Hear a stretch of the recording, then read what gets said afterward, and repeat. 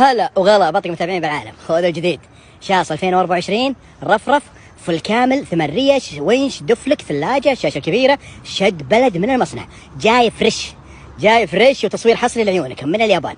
وارد ابو جميل. طبعا بعضكم يقول بندر ليش ما في خطوط؟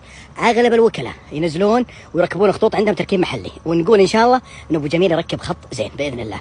حتى الصدام بعض الموردين يجيك صدام واغراض الشاص يجيب صندوق، ففي اشياء يركبها الوكيل، الاشياء البسيطه.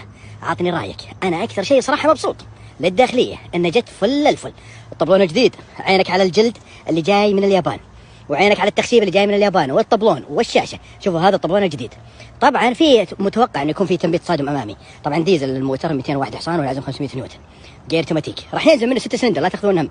ال6 سلندر راح ينزل جير عادي اوتوماتيك. الديزل فقط راح ينزل اوتوماتيك و4 سلندر تبريد مائي اللي فوق الماكينه. هذا مثبت السرعه، هذا تنبيط خروج على المسار، وفي متوقع انه يكون تنبيط